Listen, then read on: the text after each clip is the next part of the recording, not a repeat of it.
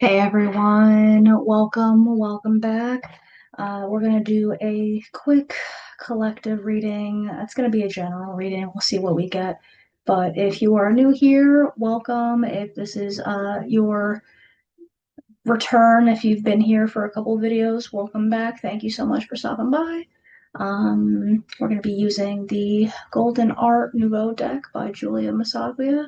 I hope that you are having a great day or night whenever you're watching this. But let's see what the cards have to tell us. Okay. So before we get into the deck, let's do our sound cleansing. Bear with me, 'cause sound's not going to translate.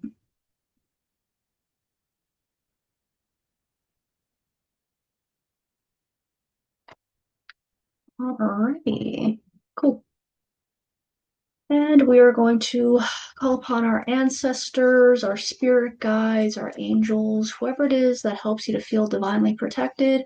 Any negativity, evil eye, monitoring spirits, anyone who has negative intentions cannot stay here. You gotta go. You gotta go.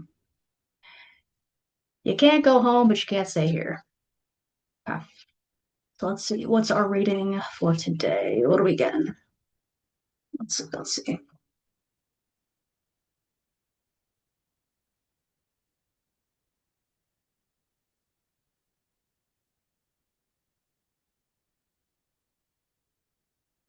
Alrighty. Okay. Okay. So we have the Page of Pentacles in reverse. Okay. So when I think of pages, I think of, and again, take this with a grain of salt, but like apprentice mindset, right? So in this context, since it's reverse, this could be someone who doesn't want to have a beginner mentality. So, because we're dealing with coins, it could be in the realm of earthly materials, it could be involving finances, this could be involving remaining grounded. So, this kind of reminds me of a story that one of my old supervisors told me about, where there is a world-renowned champion skier, right? And this skier goes to this Buddhist temple to elevate his knowledge, elevate his skills. And he gets to the temple and he is talking to the fellow individuals within this Buddhist temple.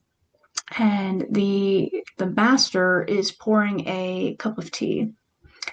And the world-renowned famous skier is like boasting. He's saying it like how much knowledge he has, that he knows everything, and that he's here to elevate his skill further.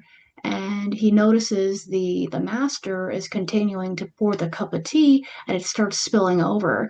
And he's like, "Why do you continue to pour into the cup if it's full?" And the master says, "Well, you're like this cup, in the sense that if you don't have any room for new information, you can't really learn, right? So to have a beginner mindset. So this could be someone who maybe is a student in some capacity, but might not be committal when it comes to learning, right? So this could be someone who is trying to figure out like budget planning. This could be someone who is navigating, trying to like live on their own a little bit. So like when you're first moving out, right? Oftentimes like you don't realize how much goes into the planning piece of like finding your own place.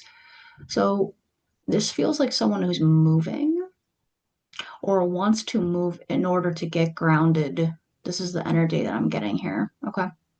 So this is someone who is not in a headspace of learning. Like maybe they're a little bit stubborn right now. But this is also kind of like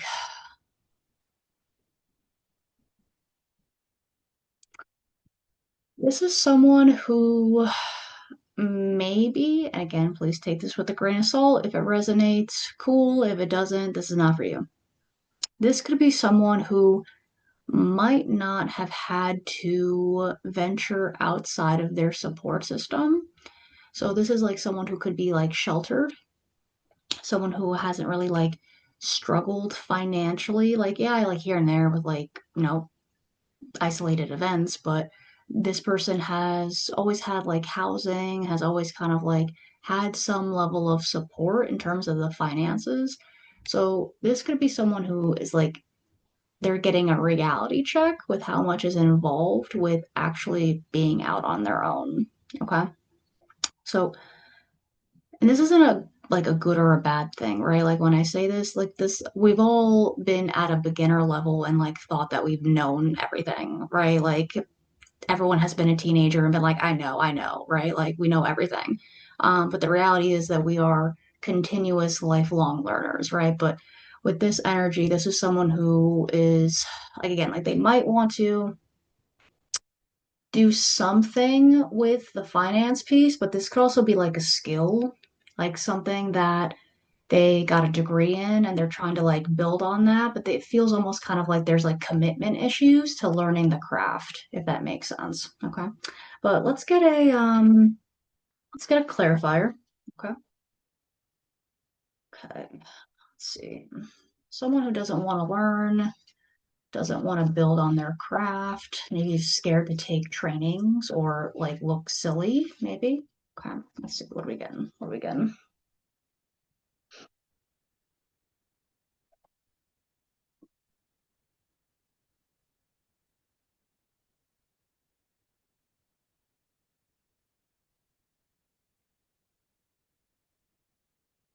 10 of Wands in the reverse. Okay. This is very interesting. So also just a heads up, like when I do tarot pulls, I usually like to read the card in the upright and the reverse, like no matter what, just because of like life's duality. And sometimes the upright position doesn't necessarily resonate for some, but it could just be that the current time that the reading is happening isn't relevant to that person. So with the Ten of Wands, so first off, the energy here is someone who is letting go of resistance when it comes to asking for help. Okay. So when it comes to wands, like this is like our like ambition, our motivation, our goals. So in the upright position, right, we're looking at the symbolism and the energy of the card. This is someone who's like overwhelmed, right? So sometimes when I think about this card, I also like to think about like burnout. This could be someone who has like a lot of responsibilities and has been burnt out for a little bit. Okay, so like this could be someone who had to take on a leadership position. This could have been someone who is at the end of the cycle when it comes to their projects or their like if there's like something going on in like your career in reference to like some type of project or like some type of like program, something that you have been working on. Like this is like the end of the cycle or like the beginning of the new cycle, okay? Because like tens are always like the if we're taking it from like a stance of sorry, I don't know why my brain is so foggy right now. So tens are usually like the beginning of the new cycle. Nines are like completion, right? So if we're reading this from that, it could be something was going on with work or like you're changing something in terms of roles, or you are, instead of taking on more work, you are delegating tasks a little bit more, right? So when it comes to the reversal of this, right? I want you to think about challenging hustle culture. That's kind of what I'm getting, right? So if historically you have been a workaholic, if you have been feeling like stretched in a lot of different directions, you're not doing that anymore. Okay, you're not doing that anymore.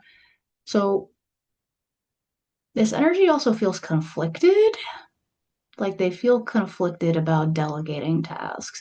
This could be someone who might have had like, and again, not in a bad way, but they might have had like control issues when it comes to work. It feels like when you're working in groups or like a group project and you have to rely on other people, and the only thing you can really control is yourself. This feels like someone who has had a hard time working with others, but they're learning the skills to delegate and trust people to do what they say they're going to do, right? So with this card specifically, this person is like begrudgingly, they're begrudgingly letting go of control when it comes to something related to a project, something to do with work, or something to do with responsibilities and tasks, like they're begrudgingly letting go. Okay. And again, not necessarily a bad thing, right? Like the fact that we have insight into that says a lot. It says a lot. Okay. So I'm gonna do one more card as a clarifier, and then we're gonna like try to bridge the gap between all the cards, okay? So let's see what we get. So someone who doesn't really want to learn, maybe like a fear of failure or a fear of looking dumb, they're begrudgingly letting go of that control. So maybe they're slowly starting to understand that they can ask for help or assert their needs in the either the workplace or like with a specific project. Okay, so let's see what we get as our clarifier. Okay.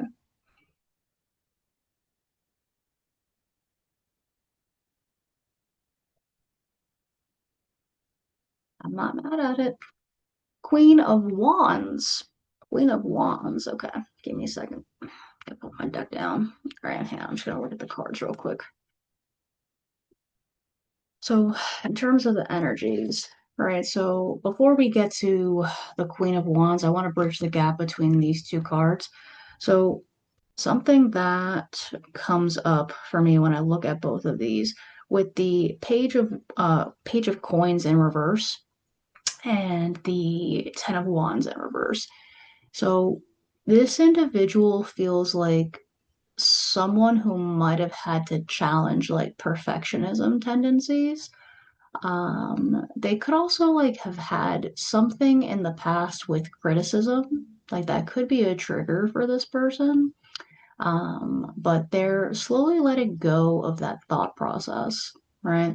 So even though they might feel almost kind of like a procrastination when it comes to learning about something in the earthly realm, right? Again, it doesn't have to be specifically finances, but they're feeling a little bit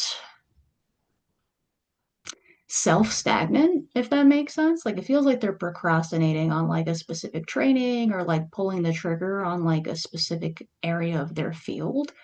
And then with the Ten of Wands in reverse, this is someone who again like they're begrudgingly like letting go of control, but this is a overall positive energy, right? It feels a little bit uncertain, but isn't anything that's new, right? So yeah, I think that's it for bridging those two cards. But let's get to the Queen of Wands, right? So in the upright position, when it comes to wands, right, this is our manifestations. This is something to do with our dreams and aspirations. And the Queen of Wands, if you remember from one of my last videos, is that like it girl mentality, like that like super confident. They take charge of the room, right? So in reference to our previous cards, the energy that I'm getting from here is almost kind of like the exact opposite of those two energies, right? So if we're thinking about this from like a timeline perspective, like this could be who this individual turns into once they start like embracing their power a little bit more.